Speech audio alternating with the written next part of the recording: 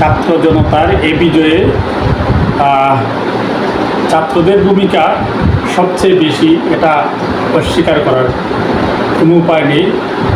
কারণ ছাত্র জনতার আন্দোলন এই কোটা সংস্কার থেকে দেশটা এখন সংস্কার করার যে বিজয়, 5ই আগস্ট যে বিজয় হয়ে গেল, সেটা বাংলাদেশের বিজয়। এতে কোনো সন্দেহ নেই যে এই বিজয়ে বাংলাদেশের এই ছাত্ররা কাছে দেশবাসী ঋণী, এক কথায় ঋণী, এই ঋণ শোধ করার না। তবে যে বিষয়টা ভাবাচ্ছে যে ভাঙচুর, অগ্নিসংযোগ, জ্বালাগুলো, এই বিষয়গুলো নিয়ে অনেকেই অনেক ধরনের মন্তব্য করছেন। আমরা যারা অনলাইন বা ফেসবুকে এগুলো দেখছি, আমাদের অবশ্যই এটার সাথে আমরা একমত পোষণ করছি না যে এটা আমাদের কারো কাম্য নয়।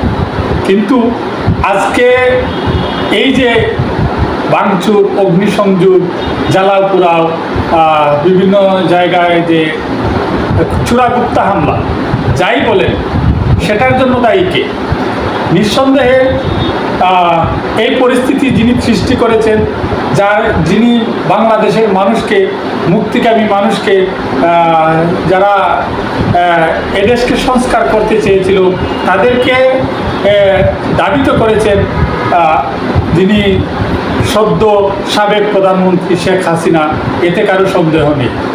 উনি যদি এত রক্তাক্ত দেশটাকে না করতেন, আমাদের ছাত্র সমাজকে বুলেটে বিদ্ধ না করতেন, এবং যখন সারা বাংলাদেশে জাগরণ সৃষ্টি হয়েছে এক দফায় যে স্বৈরাচার পতন, এবং এক দফার আগেও যারা রাষ্ট্র সংস্কারে সারা বাংলাদেশ দাবি তুলেছিল কর্মসূচি আসার আগ পর্যন্ত, যদি এই অবস্থা বুঝে এই স্বৈরাচার গণভবন ঘেরাওয়ের আগে, কর্মসূচি দেওয়ার আগে যদি দেশের ক্ষমতা, জনগণের ক্ষমতা উনি ছেড়ে দিতেন, তাহলে আজকের এই পরিস্থিতি হতো না। এর জন্য সব দায়ভার শেখ হাসিনাকেই নিতে হবে। আজকে সেনাবাহিনী ক্ষমতা নিয়েছে, ওনাদের ভূমিকা আসলে অতটা এগ্রেসিভ না, কারণ ওদের নীরবতা আসলে কিসের ইঙ্গিত দেয় সেটা দেশবাসী ভালো বলতে পারবে। তবে আজকে যে অগ্নিসংযোগ বা এই যে ভাঙচুর হচ্ছে, যদি শান্তিপূর্ণভাবে ক্ষমতা হস্তান্তর হতো, তাহলে সেটা সৃষ্টি হতো না। এই যে কিছু সময় যাচ্ছে যেখানে বাংলাদেশের রাষ্ট্র ক্ষমতায় কোনো নির্বাহী ক্ষমতার অধিকারী নেই, সেই সুযোগটাই কিছু সুযোগ সন্ধানী মানুষ নিচ্ছে, যার জন্য এই ভাঙচুর, অগ্নিসংযোগ হচ্ছে। সেখানে আসলে সংখ্যালঘু সংখ্যাগরিষ্ঠ বিষয় নিয়ে অনেকে কথা বলছেন। আমি আসলে এদেশের মানুষকে সংখ্যালঘু এবং সংখ্যাগরিষ্ঠ দিয়ে বিচার করতে চাই না।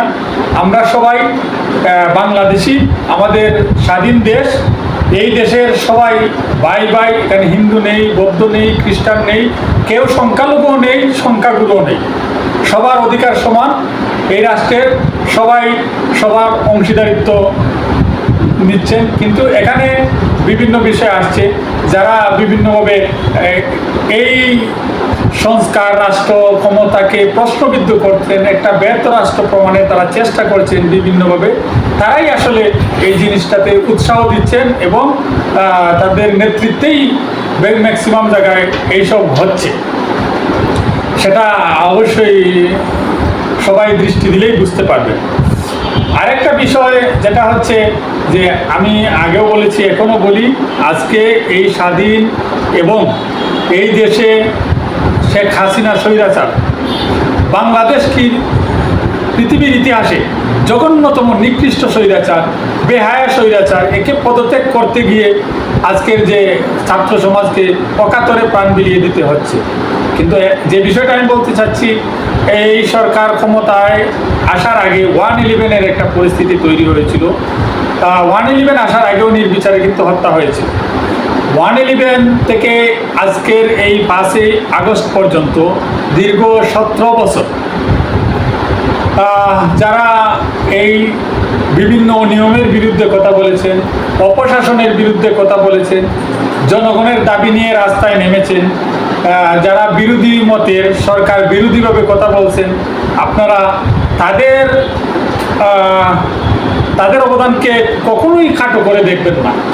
কারণ ইলিয়াস আলীর মতো আরও বড় বড় নেতাদের গুম হতে হয়েছে, তাদের পরিবারকে একা একা বাঁচতে হয়েছে, অনেকে ক্রস ফায়ারের মুখে, ছাত্র, যুব এবং এদেশের যারা প্রতিবাদী, সাংবাদিক, কলামিস্ট, ওদেরকেও কিন্তু গুম করা হয়েছে, বিভিন্ন প্রিন্ট ইলেকট্রনিক মিডিয়ার সাংবাদিকদের।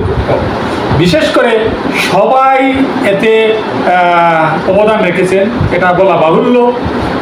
সর্বোপরি যেটা আপনারা বিভিন্ন রাজনৈতিক দল, যারা বিভিন্ন রাজনৈতিক দল বলতে সরকার দলের বিরুদ্ধে যারা বিভিন্ন সময় আন্দোলন করেছিলেন, রাস্তায় দাঁড়িয়েছিলেন, তাদেরকে বিভিন্ন মামলার আসামি হয়েছে, এক একজনের উপরে 300, 400, 500 মামলা আসামি হতে হয়েছে, বছরের পর বছর কারাগারে থাকতে হয়েছে, পরিবারের অনেক সদস্যকে তারা দেখতে পান নাই, সন্তান বড় হয়েছে, বিয়ে হয়েছে, তাদের বাবার আদর পায় নাই, মায়ের আদর পায় নাই, এমনকি দেশ ত্যাগ করতে অনেকেই বাধ্য হয়েছেন এইসব নির্যাতনের পরিপ্রেক্ষিতে।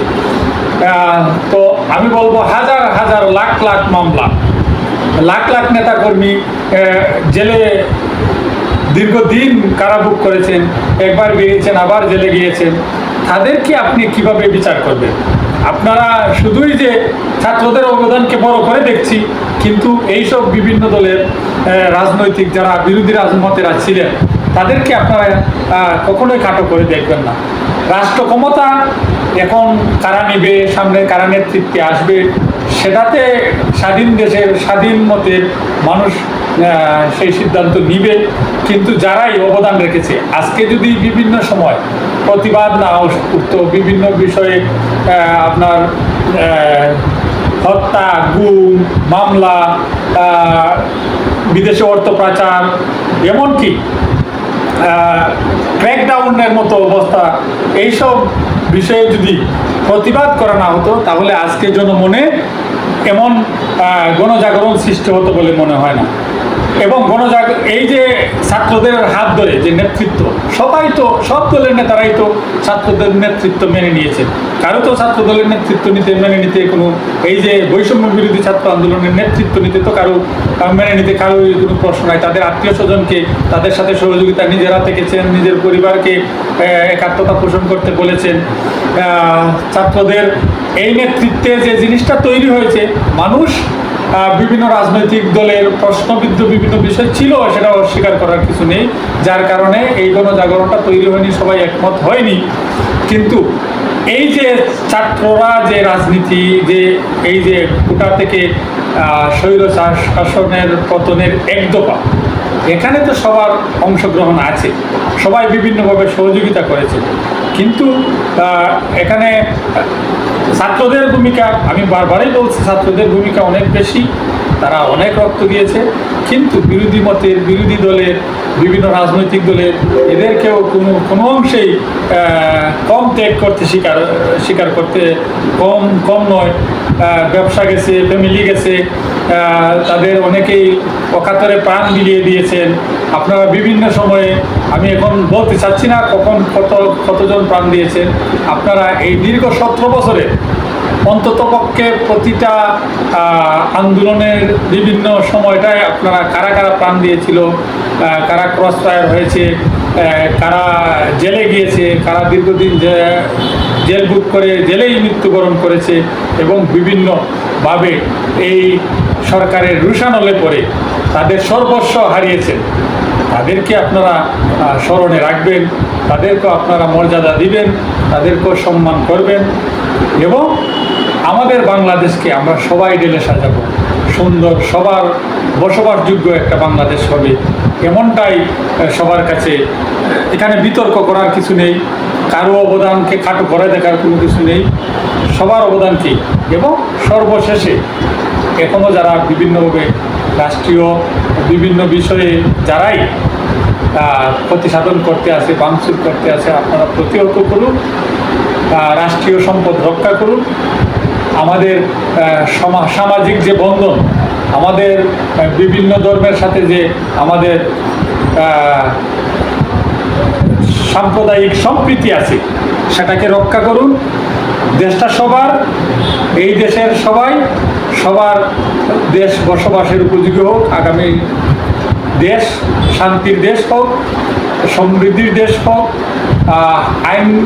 আইনের কাঠামোতে এই দেশে সবাইকে মর্যাদার সাথে, সম্মানের সাথে এবং সবার সহযোগিতায় সুন্দর এবং সমৃদ্ধি বাংলাদেশ গড়ে উঠুক, এমনটাই প্রত্যাশা করব সবার কাছে।